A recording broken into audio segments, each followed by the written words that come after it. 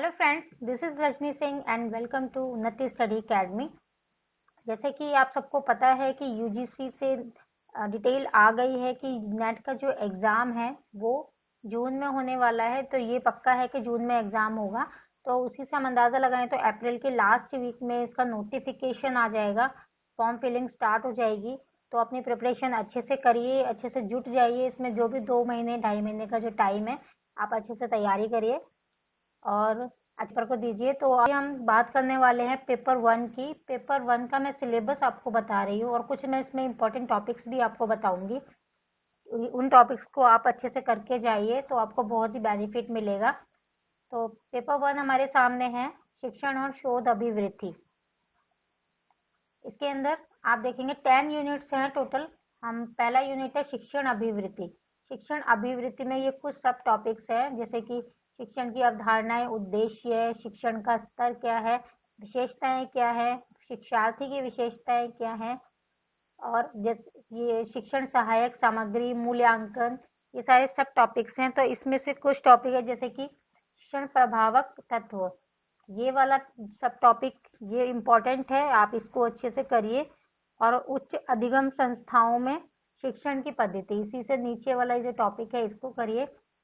शिक्षण के स्तर में आप शिक्षण का स्तर कर सकते हैं, जिसमें स्मृति शक्ति, समझ और विचारात्मक ये तीनों आ जाएंगे। तो इसमें से 5 नंबर का एक क्वेश्चन तो आते ही आते हैं, तो इसको अच्छे से करिए। और कंप्यूटर आधारित शिक्षा या मूल्यांकन या पद्धतियों में नवाचार आप बोल सकते हैं। तो इकाई 1 यानी कि यूनिट 1 में से शिक्षण अभिवृत्ति में से ये जो मैंने अंडरलाइन किए हैं, ये कुछ टॉपिक हैं जो बहुत ही इंपॉर्टेंट है, क्वेश्चन आता ही आता है यहाँ से। तो इसको अच्छे से आप कवर करके जाइए एग्जाम के अंदर।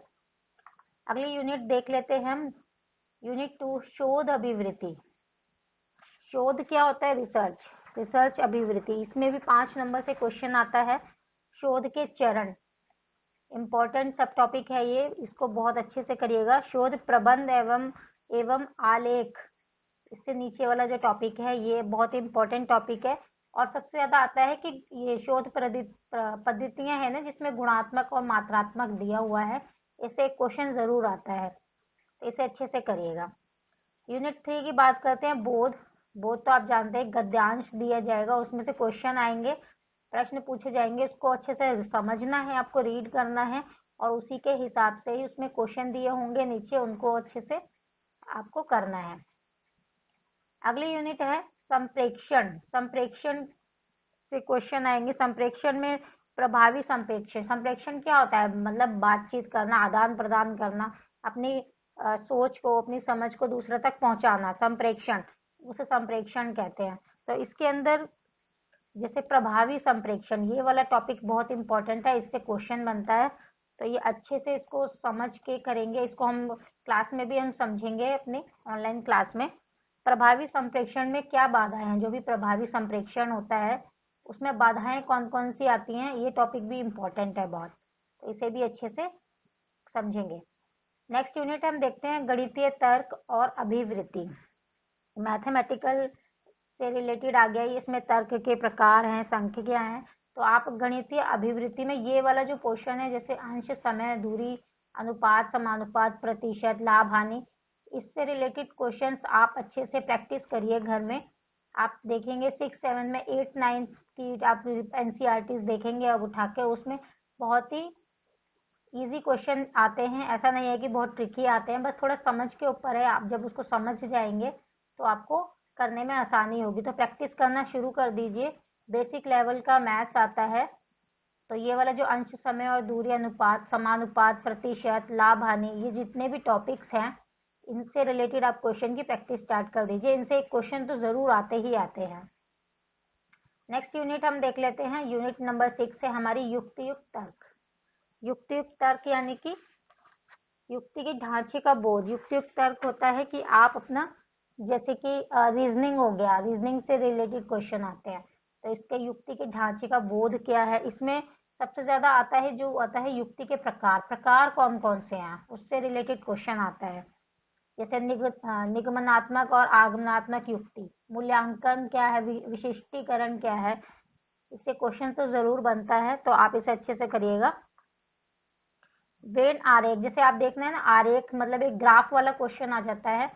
आपने देखा होगा प्रीवियस ईयर क्वेश्चन पेपर आप उठा के देखेंगे तो आपको समझ में आ जाएगा, आइडिया लग जाएगा कि हाँ इससे रिलेटेड क्वेश्चन आते हैं। एक ग्राफ वाला क्वेश्चन जरूर आता है, तो इस टॉपिक को भी अच्छे से समझिएगा। अगला देखते हैं, यूनिट 7 है आंकड़ों की संख्या। आंकड़ों वाला क्वेश्चन आता है, ग्राफ पाई चार्ट, जैसे मैंने ऊपर भी बताया था। इस तरीके से इसमें भी टेबल दिया होगा, जैसे कि जनगणना वाला भी क्वेश्चन आ जाता है, कभी कभी जनगणना देते हैं कि उस शहर में इतनी आबादी है तो कितना उसका ग्राफ होगा, क्या होगा। इस तरीके से चार्ट में या टेबल में आपको क्वेश्चन पूछ लिया जाता है। इसके अंदर आंकड़ों की व्याख्या, ये वाला जो टॉपिक है ये इंपॉर्टेंट है, इसको अच्छे से समझ के करिएगा। और गुणात्मक मात्रात्मक आंकड़े ये जरूर आता है, ठीक है। तो ये कुछ मैंने टॉपिक जो बताए हैं मेन। अभी जैसे कि 2 महीने का टाइम है, हम पूरा सिलेबस कवर नहीं कर सकते हैं, तो उस इसीलिए मैं आपको कुछ इंपॉर्टेंट टॉपिक्स बता रही हूँ कि ये वाले आप बिल्कुल अच्छे से करिएगा, क्योंकि इनमें से क्वेश्चन जरूर आता है। अगली यूनिट देखते हैं, यूनिट नंबर 8 है सूचना और संचार प्रौद्योगिकी, यानी कि आईसीटी।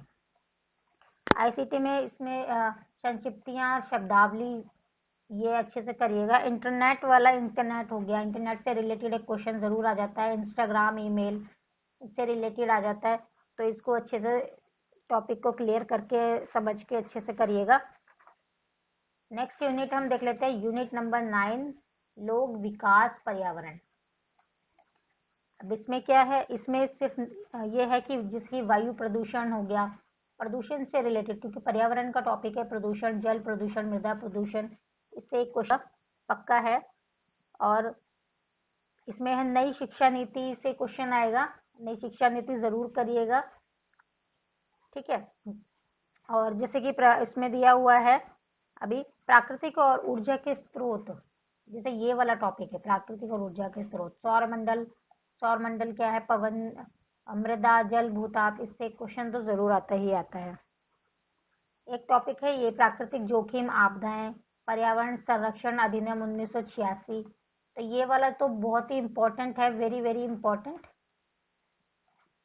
तो इसको तो अच्छे से ही करके आप जाइएगा, क्योंकि इस आप ऊपर ये वाले भले ही ना करें, क्योंकि इनमें से सिर्फ ये वायु प्रदूषण, जल प्रदूषण से क्वेश्चन पूछ लिया जाता है। लेकिन जो पर्यावरण संरक्षण अधिनियम 1986 है, यानी कि 1986, इससे एक क्वेश्चन तो जरूर आते ही आते हैं, 1 से 2 क्वेश्चन तो जरूर पूछ लिए जाएंगे, तो आप इसे अच्छे से करके जाइएगा। नेक्स्ट यूनिट है हमारी यूनिट नंबर 10, उच्च शिक्षा प्रणाली।